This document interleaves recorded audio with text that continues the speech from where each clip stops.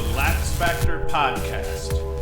What is up, college lacrosse fans? You're watching, I think this is episode 195 of the LaxFactor Lacrosse podcast. I am your host, Ted Hoost, and today we are going to preview a bunch of lacrosse games, Syracuse-Hopkins. I'm actually going to talk about some D3 today. We'll talk about Fairfield, Binghamton, then D3-wise, we're going to talk about Amherst at Tufts, and then RIT at Stevens. So we get a little D3 action, but then we're going to go through the whole gamut here. We're going to talk about Carolina, Virginia, Binghamton, I already said that one. Richmond and Georgetown, Loyola, Duke, Denver, Yale, Penn State, Cornell. We're going to get deep into these. As always, be sure to like and subscribe if you're watching on YouTube. If you are a listener or watching on another platform, share the crap out of this. That's really all we ask. But you can also go to LaxFactor.com, support us that way. All of the videos and everything we do gets put up here. And you can also buy some t-shirts, and you can also get some shorts. Now, let us dive into the first game that I want to talk about here today, which is going to be quickly the game that's being played tonight here, Carolina and Virginia. Virginia traveling down to play Carolina in Chapel Hill. And overall, if we kind of go through unit by unit here, offensively, I think that you kind of call this a wash to a degree. I like Virginia's depth a little bit more than I like Hopkins. You see Chris Gray here, 41 points in 6 games. Pretty incredible, but Connor Schellenberger isn't too far behind, 33 points in 5 games. He's been excellent as well, averaging just under 7 points a game. Both of these guys are.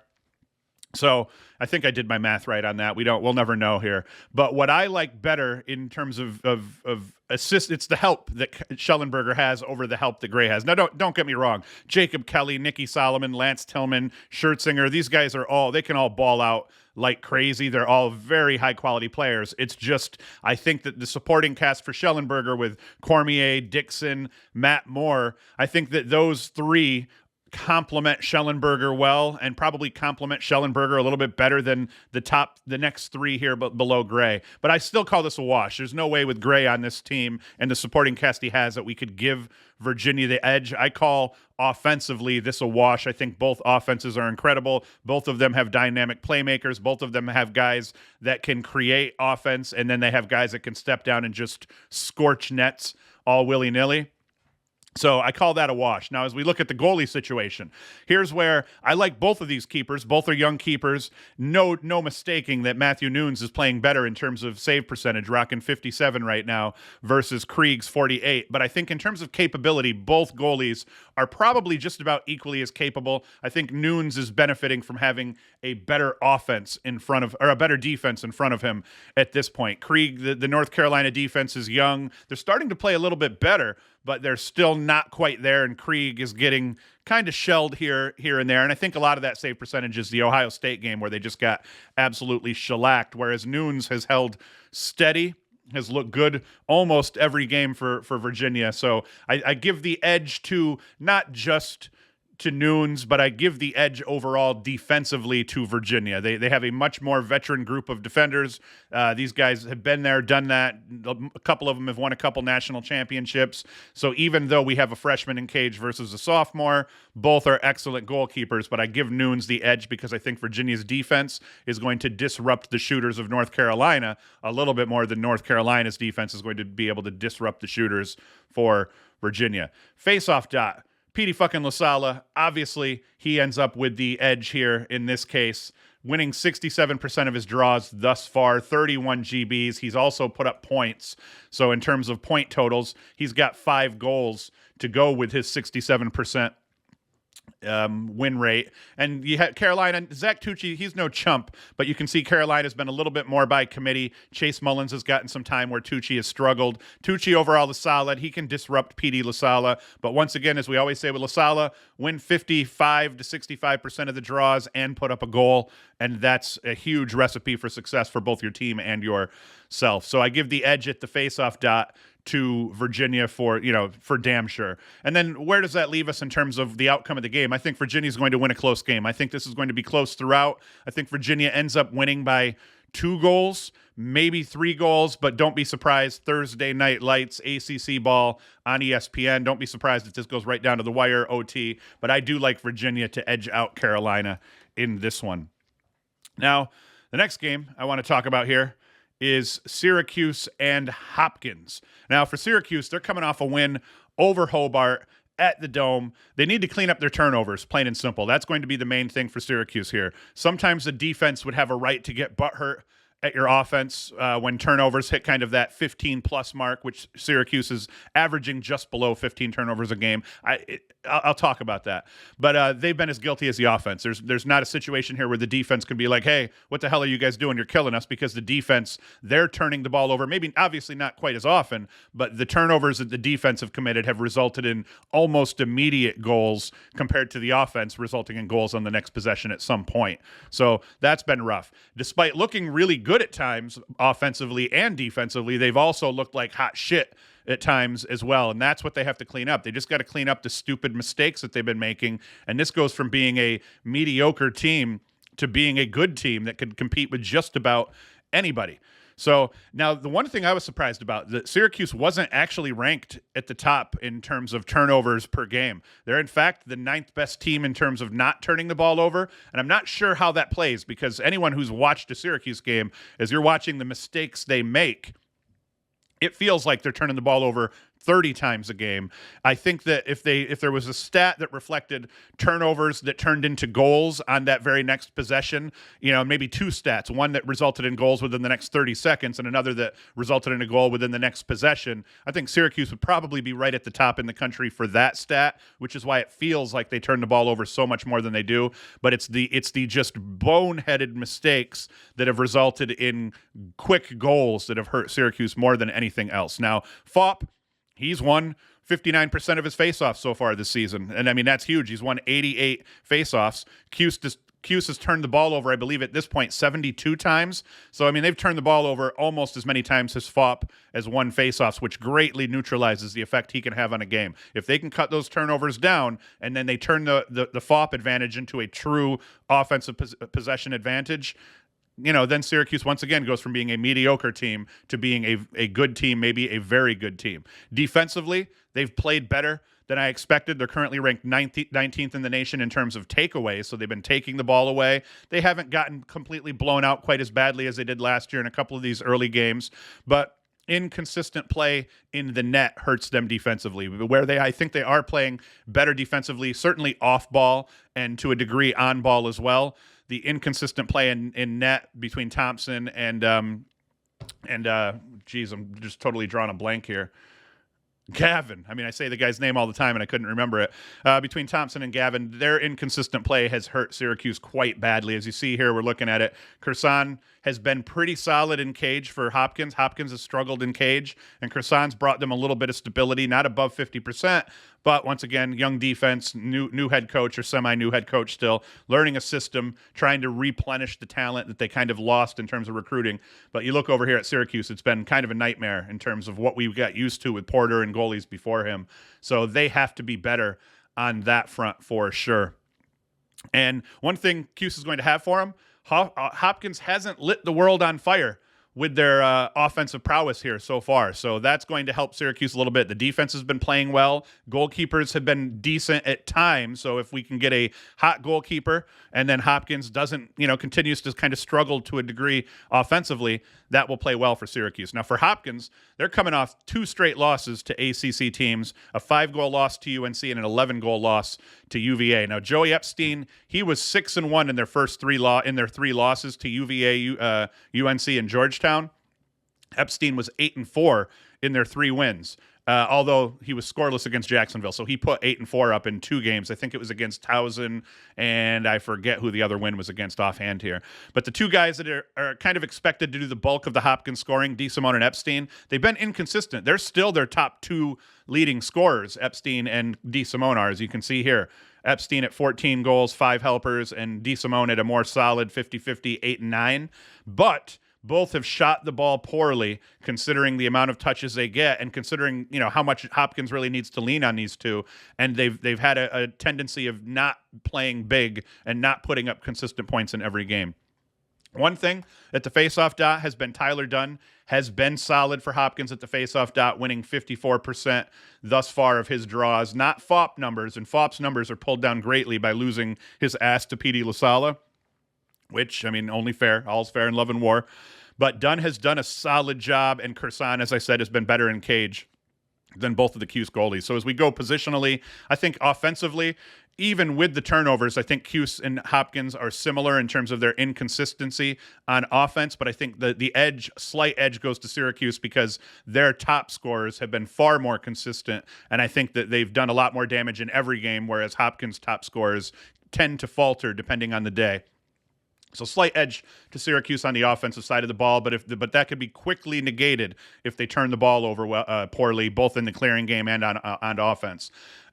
Definite edge to Syracuse at the faceoff dot thus far, so that's big. And then defensively, I think that a slight edge goes to Hopkins because of slightly more consistent goalie play, but I think that's pretty close to a wash as well, which at the end of the day, that means this is going to be a very close game. I do like Syracuse to edge this one out. Their backs are against the wall. They're on the road. So Hopkins is going to be hyped for this too, but I think Syracuse is going to win a close game in this one. But the turnovers could totally turn the tides in the favor of Hopkins and change this from a 1-2 goal Syracuse win to a 5-goal Syracuse loss if they don't get that shit cleaned up, which they have to do. Now, the next game. Oh, and then just in terms of keys, I already said the keys. Kursan, he's going to have to play big. If he can play big in cage for Hopkins and come up with a bunch of saves above 55%, that's also going to flummox Syracuse a little bit as well. Let's talk next about Binghamton and Fairfield. Binghamton sitting here at 2-3, Fairfield at 3-3. Now, why I wanted to talk about this one is I may go to this game on Saturday, depending on how everything shakes out for me. But for Binghamton sitting at 2-3 so far, an interesting game considering they're coming off a 12-6 win over Hofstra. Now, this is not last year's Hofstra, but that's still a big win for Binghamton. It's akin to when I used to coach at Broome. My second year at Broome, we made the playoffs and we lost to Herkimer like 27-3 in the playoffs. My last year, when I stepped down as a head coach, and then I took over the year after that as an assistant coach for my longtime assistant coach.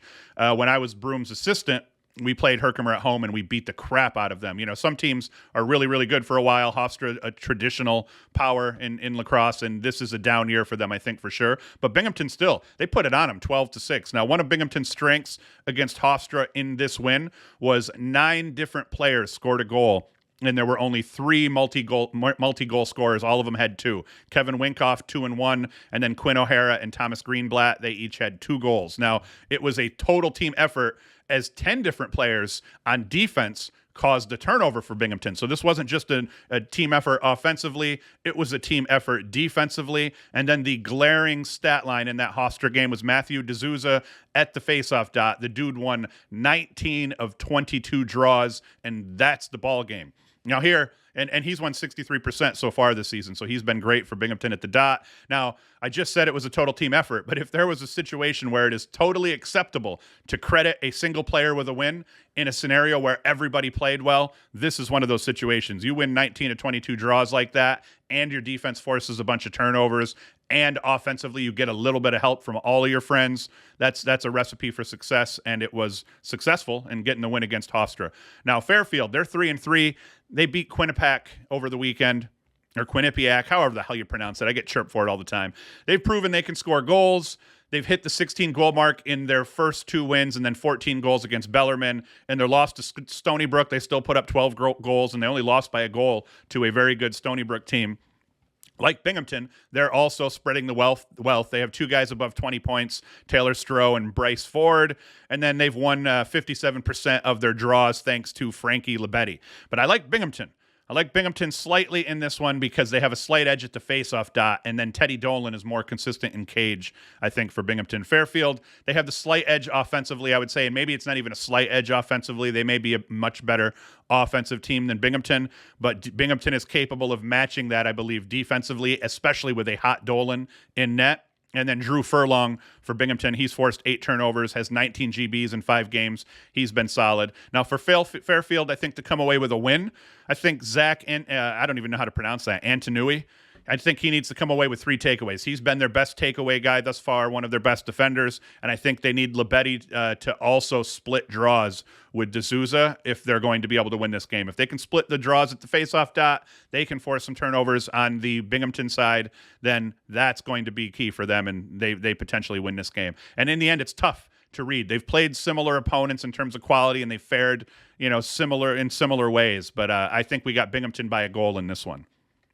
Next one we're going to talk about, and we are getting into some D3 action here. It's going to be Amherst at Tufts. Now, Tufts is going to win this game unless Amherst plays a near perfect game. Why this game and others are interesting to me is because everyone right now is talking about Max Walbaum. And I just wanted to, and listen, I'm talking about Max Walbaum. He's been one of the best stories here so far, him and Ronan Jacoby, in terms of transferring from lower levels up to D1 and doing well. The crazy part about Walbaum and Tufts and his success at the D1 level is that Walbaum was Tufts' third leading scorer last year. He wasn't even their top scorer. Their top scorer, Mac Bradel, he was Tufts' top scorer in 2021. He had 29 goals and 40 helpers in 10 games. That's just absolute insane numbers. And 3 goals, 2 helpers in the NCAA final loss to RIT. And then Bradel put up 5 goals and 2 assists against York in the NCAA quarterfinals as well. It's just nuts to see a team like Tufts' third leading scorer come to the D1 level and start tearing it up against top D1 teams. The dude, what do you have, 6 points against Duke? Has played well in just about every game. I think he has a boatload of hat tricks here at this point. So it's just nuts. So for those that ask, could D3 hang with D1? You bet your sweet ass they can here. Some D3 teams, they lack the quality and depth all the way down their roster that a lot of the top D1 and even the mid and lower D1 level teams have. But that top, 10, top 13, top 16 guys on some of these D3 rosters can absolutely hang with the top guys on some D1 rosters as well. And I'd say they could probably hang with the lower half of D1 for the most part, and then that upper half of D1, it starts to get a little bit more pronounced in terms of the talent gap in terms of depth. But some of these top players for these D3 teams could absolutely walk onto a D1 roster and be that team's leading scorer or be a major contributor right away, as evidenced by Ronan Jacoby and Max Walbaum. So it'll be interesting to see over the next year or two, as we still have some guys with COVID eligibility. It'll be interesting to see how many more of these guys make this leap to the D1 level. So that's a big one. Now, the other game I want to talk about here was Stevens and RIT. And why I want to talk about this game is because we're looking at like opponents here. Stevens, let me see here. Okay, so the Gulls have already the Gulls. Salisbury has already played Stevens and beat them 15-5 a couple weeks ago. So as people who know, RIT won the D3 national championship last year in dramatic fashion over Salisbury. I still want to call them Salisbury State. But anyway, they have a bunch of like opponents this year. So even though it's not an exact science when you're comparing like opponents, it at least gives us something to talk about, and it lets us start to kind of gauge the top teams in D3, especially the last 2 participants in the NCAA tournament last year, or the NCAA finals last year. So you can't rely too much on it, like I said, but what we're going to see here is RIT already beat York 16-9. Salisbury is going to play York this weekend, so that's going to be a like opponent. So we'll have Stevens to compare the 2 against, and then York to compare the 2 against after this weekend is over. And then Salisbury also plays Geneseo soon. RIT will play them in 5 or 6 weeks. That's going to be a bloodbath. Geneseo is going to get the doors blown off of them here right off the bat. Now, Luke Pilcher, he's went 5-1 in the win over York. He's got 12 goals and 3 assists over the first game, over the first few games for the Tigers here. And then Clifford Gaston, 8-6. Quinn Commandant and Ryan Barnable, both 5-5. So RIT, they're going to be able to fill it up. They're going to beat Stevens here. They could end up beating Stevens by a margin, in the area of 15-5. But at the D3 level, you'd be surprised, especially they play a lot of weekday games, and you sometimes see some unexpected results. I don't expect for RIT to lose, but I'm just saying we might end up seeing a closer game than what some of us think here. All right.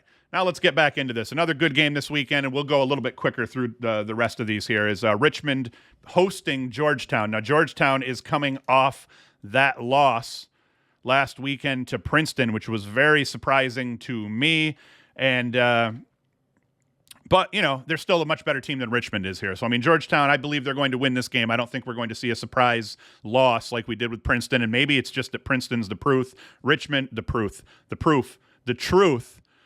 Richmond is not Princeton, though. They've lost some talent here. While Ryan Lanchberry, Dalton Young, Lance Madonna, Luke Frankenenny, these guys are all very good lacrosse players. They are not Dylan Watson, Graham Bundy Jr. Alex Trippi has been huge. The transfer has been huge for Georgetown. Connor Morin stuck the dagger for Georgetown against Notre Dame, that sweet backhanded shot.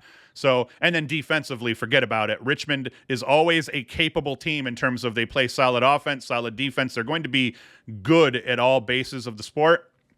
Georgetown defensively, though, excels beyond all of that. So offensively, edge to Georgetown. In cage, McElroy, rocking 65%. Now, Devin Craven has played tough for Richmond, hanging at 61%, but he is not Owen McElroy, nor does he have the defense of Owen McElroy in front of him. And while Richmond, they have played some teams. They lost to Carolina in a close one. And then they beat Marist, they beat Towson, they beat up on St. Bonaventure, lost to Duke in a reasonably close game. I mean, they're capable. I don't think Georgetown's coming in and they're going to blow the doors off Richmond or anything like that. But the edge for Georgetown offensively, the edge for Georgetown in cage. In terms of the faceoff dot, James Riley has been very capable for Georgetown. Edge, once again, Georgetown, and then edge defensively. If you look at all areas of the field, Georgetown has a slight to heavy edge, which is going to result in a Georgetown win here.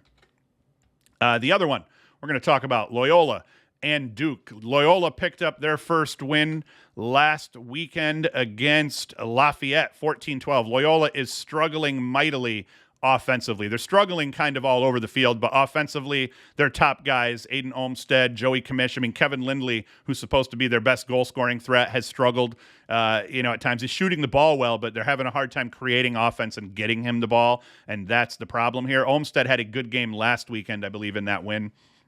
But definite edge goes to Duke. Dyson Williams here, 34 points. Sean Lully, 31 points, starting to figure it out in Durham. Brennan O'Neill, 29 points. You just look at it. Nakai Montgomery, look at the depth and the balance that this Duke offense, for whatever Duke has been early in this season, you look at the depth that they're getting in terms of scoring all the way down to the point where a guy like Joe Robertson is their sixth leading scorer, and Aiden Denenza is behind him. They have an Owen Caputa. These guys have talent all the way down the roster, and they're all contributing. That is going to pay huge dividends for Duke down the road. Where they've struggled a little bit is offensively, but offensive edge definitely goes to Duke. It's not even a question. In terms of the goalie battle, it's been just a nightmare defensively and in cage for Loyola overall. Sam Schaefer's been rough. Luke Stott has been rough. So definite advantage to Duke in terms of the goalie battle. In terms of the defensive battle, Duke has been much better, and they've been improving each week as well. So Adler, more capable goalkeeper, I think, in this case here. And that's disappointing because I had high hopes for Schaefer and thought he was going to be a really solid goalkeeper, and he struggled, but some of that's their defensive woes. Now we get into the faceoff dot. Definite advantage here for Jake Naso. Bailey Savio, a very capable faceoff guy, and he's been playing better this year than he did last year, but still very streaky. Naso has been pretty much consistent throughout the year, winning at a 61% clip. He's also a threat to run up the field, get a feed, score a goal also. So all around, across the board, edge Duke. But I still take whatever the spread is. I don't know. With Duke in these weekday games as well, this is a Saturday game. I would still take Loyola to hang more than you would think they would, considering they're 1-4. Duke is 7-2. Now Duke's got more experience under the belt, playing their 10th game versus Loyola playing their 6th game. That's going to play into this. So I think advantage all around Duke, but Loyola will be ready to play at home against Duke. I love that Duke is willing to pretty much go play any of these teams anywhere, where a lot of Syracuse's non-conference games end up taking place at the Dome. Although that's switching. They're playing in Albany this year, so that's a big deal. So Duke's going to win this game. By what margin, I'm not sure. I wouldn't be surprised if it was 4 or 5 goals. I wouldn't be surprised if it was 15 goals. Just depends on which Duke defense overall shows up on that day.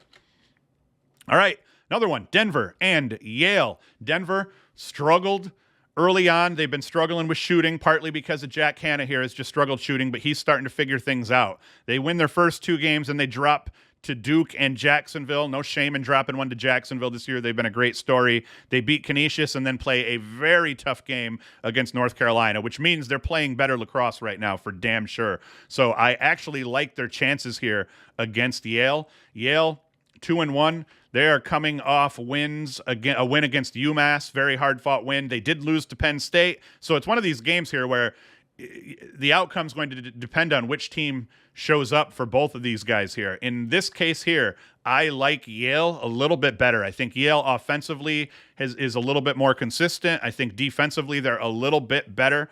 Overall, I think in cage they're a little bit better.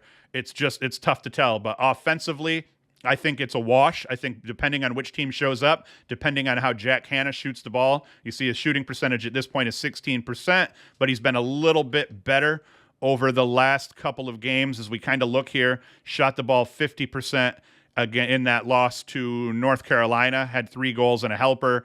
Shot the ball better here against Jacksonville in that loss. So he's actually shot the ball better in their losses than in a couple of their wins. So if Jack Hanna shows up, shoots the ball well, scores 3 goals, then Denver's got a legitimate shot and maybe the edge offensively. But where I think that Yale is going to be a little bit better, Jared Paquette in cage, 51% so far. Both goalies have gotten a little bit of time, it looks like here, and same with Denver. They've had Jack Thompson has kind of owned this, but it's not etched in stone here, as both goalies have gotten a little bit of time, and Thompson has been shaky as well. I call the goalie situation a wash. So far, we're pretty even here. At the faceoff dot, once again, I still think Alex Stathakis has a slight edge as they've played the ACC faceoff guys so far, and I don't think Yale's been quite as tested. So I give a slight edge to Denver at the faceoff dot, but then I give a slight edge to Yale defensively. I think they have a little bit more experience, but then you say Denver may be a little bit more battle tested. So I can't even pick this one. I think this is going to be a hell of a game here in Denver, and if you're able to watch it, do so. I'm going to have to probably just about buy my subscription here to watch this game. Penn State, Cornell. I like Cornell in this one, but I wanted to talk about it just because as you look at Penn State here, Penn State started the season out rough. They beat a bad Lafayette team. Then they lost 3 games in a row to Villanova, Vermont, and St. Joseph's, only to turn around and then beat Yale and then lose to Penn. I believe it was in overtime by a goal. So they're playing much better lacrosse right now, especially over these last 2 games here. So I would expect to see that trend continue. They're starting to figure things out offensively. They've been really good defensively here overall in these last 2 games as well. So offensively, though, I give the slight edge to Cornell. I think that they've just got they're a little more cohesive overall in terms of what they've done, and they've been consistent in their 4 wins, whereas Penn State, even though they played well in their last 2 games, has not figured it all out completely yet. So I give the slight edge to Cornell in terms of the offensive battle. I love what Piatelli's doing. I like Aiden Blake. I wanted to see Michael Long get a little bit more involved. He may have been injured, and he may have just gotten back, so we'll see how that plays out for him. But CJ Kirst has been incredible. Piatelli's always incredible, and that's good for them. Goalie battle. Here, Fayak was really has been playing tough lately, and Chase Erlin's also a very solid goalie. I give a slight edge to Chase Erlin, but Fayak is streaky, and Fayak is capable of putting up, 20 saves in a game here. Let's see what he's done the last couple. Against Yale, 78% between the pipes there. So he ended up having a huge game. How many saves? 21 saves in that game. If you get this Fayak against Cornell, then it's going to be a very interesting game. If you get this Fayak or even any of these 50% Fayaks, maybe not as much, but 78% in his last game, 52% stoppage rate in his the Penn game. So if he continues to play consistent, that's going to help Penn State, but I still give the slight edge to Cornell in terms of the cage. And then Petrakis. Angelo Petrakis has been excellent for Cornell, playing against some top face-off guys. He did very well against Sisselberger. So I like the edge for Cornell at the face-off dot as well. And then I like the edge overall defensively for Cornell. You look at what they did against Ohio State last week, and they put the clamps down on Ohio State. I expect they're going to do that against Penn State. I don't think we're going to see a blowout. I think we'll see a close enough game, but I wouldn't be surprised anywhere from a 2 to 5 goal range. And then I would be surprised if they beat them by more than 5 goals, because I think that Ohio State win and the margin in that Ohio State win, 14-11. I forgot Ohio State came back and kept things interesting. But yeah, I think about a 5-goal spread is fair for this one, and I think Cornell will pull it out. Brown and Stony Brook. Brown has been tough thus far as we look here. Now, granted, they haven't played the toughest schedule, though, but they've won their games, though, here. Against Quinnipiac, 19-13. Close loss to Carolina, 14-11. Vermont, they won. Villanova, they won. Providence, they won big. So they've handled their business. And then Stony Brook also has been tough. They beat Fairfield, Robert Morris, St. John's, Fairfield they barely beat, but Robert Morris and St. John's they beat by a good margin. LIU the same, and then they had a very good game against Rutgers last weekend, hanging with a very good Rutgers squad. So in the end, I kind of like Stony Brook in this one, but the Ivies have been tough, and we can't count the Ivies out. But I think Stony Brook's a little bit more battle-tested, potentially, and I think coming off that close game with Rutgers, they're going to be feeling pretty good. Advantage Brown, I guess, for being the home team in this one. In terms of offense, I kind of like Stony Brook's offense a little bit more, just in terms of their point production. But if you look at the depth is pretty solid. So let's call this one a wash. I like Stony Brook's offense, especially against a team like Rutgers. You can't front on the fact that they put up, 15 goals against Rutgers, and they're a very good defensive team. So I'm going to call the offensive battle a wash. We just don't have quite enough to go off of. The goalie battle, once again, a wash.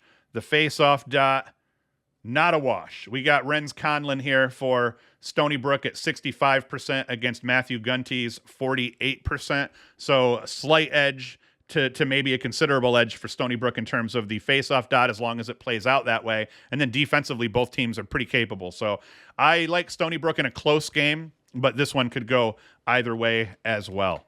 Robert Morris and High Point. This is always a battle here. I should have gone through and figured out what their history has been over the last 5 or 6 years as these guys play each other. But definite offensive edge here goes to High Point because of Asher Nolting and his 38 points. 14 and 24 is his split. He could shoot the ball a little bit better, but when you got defenders, 2, 3, 4 defenders draped all over you, shit's going to happen, and you're going to end up shooting the ball below 30%. He's a high-risk, high-reward kind of guy, but he's been taking care of the turnovers, which is what I like. Actually, if we kind of look at his turnover numbers here, you look at this in previous seasons, this would have been a 5, that would have been an 8, this would have been a 4. In previous seasons, he would have turned the ball over at a much higher rate than he has so far. In the season that he put up, I think 96 points, he turned the ball over 72 times. You look at his point to turnover ratio, it's above 2-1 here at this point. So that is key for High Point.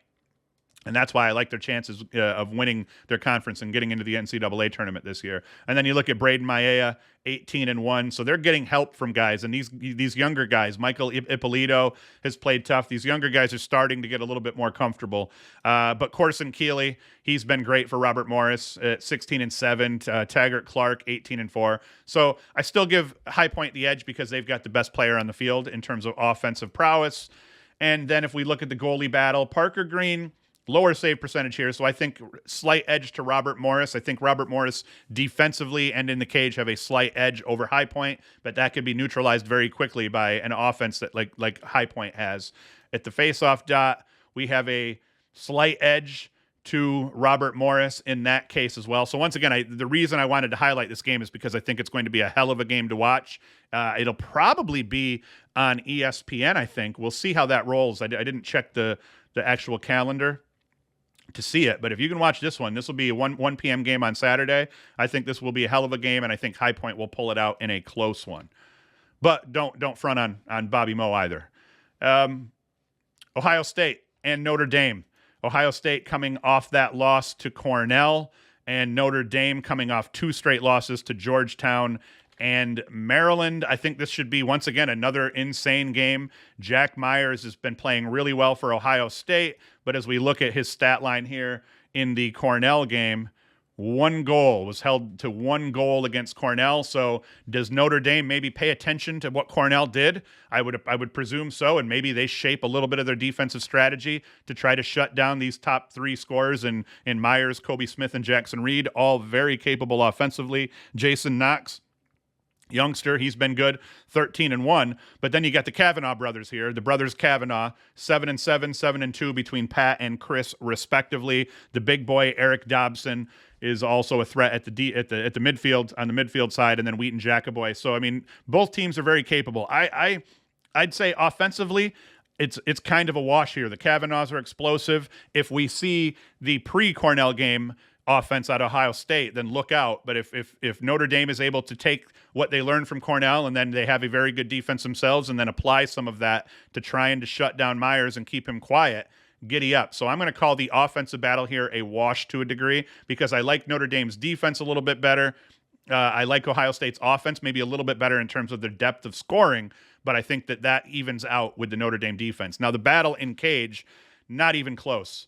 Now, while I think their save percentages are close so far, I think that Liam Entenmann is a much better goalie than Caton Johnson. Now, Entenmann is a veteran versus Johnson, even though he's been in school for what seems like forever, not nearly as much experience as Liam Entenmann. So I do give the edge to the goalkeeper for Notre Dame in the All-American Entenmann, but Johnson's capable of playing tough. And then at the faceoff dot, definite advantage goes to Justin Inacio here. He's been incredible, had a rough outing here against Cornell last weekend, and that was part of the reason why Cornell was able to pull out the win. What did Inacio pull off here? He was insane in their first few games here. As we look at his faceoff percentage, 86, 91, 69, 69, and then lost the better half to Cornell. But I don't think that's going to happen against Notre Dame. They have not been as strong at the faceoff dot, so I think huge advantage to Ohio State there. And overall, I think that Ohio State, I'd pick them to be a slight favorite in this game, but a lot of it comes down to the possession battle, who gets the hot goalie, and I think Notre Dame's more capable of that. So if Notre Dame can limit the faceoff wins by Inacio, and then limit the points by Myers, Kobe, Smith, and Reed overall defensively, they got a shot. But Ohio State, I think just the way they play and the way this team's put together, I think has a slight edge, but never count out the Kavanaugh boys. And I wouldn't be surprised to see Notre Dame come out and I wouldn't be surprised to see Notre Dame come out and do to Ohio State what Ohio State did to Carolina, is what I'm saying. But even though I don't think that's the likely outcome, it wouldn't surprise me in the least. Another game here. Princeton and Rutgers, this is a big one just because Princeton has been playing insane lacrosse. They only lost to Maryland by a 5-goal margin. They've got wins over Monmouth and Binghamton, yawn. But then, why does this do that? But then they've got the win over Georgetown, which is big for them. And then we have Rutgers has been playing very good lacrosse. They've got a win over Army. They've got a win over Loyola and a very good Stony Brook team. Is this just going to keep happening now? And, so this one I think should be a very good game, a rivalry here. New Jersey teams playing against each other. They're playing at Princeton. Overall, offensively, I think I'd call it a wash offensively here. Ross Scott, Mitch Bartolo, the Ronan Jacoby, the D3 transfer we talked about earlier, they've all been good. And then same thing, Chris Brown, Slusher, and English have been really solid for Princeton. In terms of the goalie battle, both goalkeepers have been playing well. Eric Peters has had the hot hand for Princeton. I think Colin Kirst is a little bit more battle-tested overall, and I think that Rutgers has played a slightly better schedule, which may play into his numbers. So I'm going to call it a wash, but Peters has the definite hot hand in this one, I think. And then in terms of the face-off battle, DeGenio's been good, 57%. Tyler Sandoval for Princeton, 55%. So we'll call a slight edge, I think, for Rutgers because they have a little bit more depth at that position as well. Oh, I didn't want to close that out. That pop-up's probably going to come up. In the end here, I think it's going to be a dogfight. I like Rutgers' chances of winning this game and going 7-0 here, but don't count Princeton out. They've been playing tough. But at some point, we end up having to see, okay, Princeton has played really tough. They get the win over Georgetown. They played Maryland tough. At what point are they overachieving a little bit and just excited to play? Does that momentum carry them through the season, or will it falter a little bit and we'll see them pick up a couple of odd losses here and there? This game will tell us that to a degree. Last one. I've been talking about Michigan. I've been dogging on Michigan. Michigan beat a very good Delaware team handily last week, despite starting the game slow and Delaware jumping out to an early lead. They ended up finishing their business. You always have to watch Zawada, 28 and 23 for 51 points. The dude is incredible. Definite offensive edge in this one to Michigan.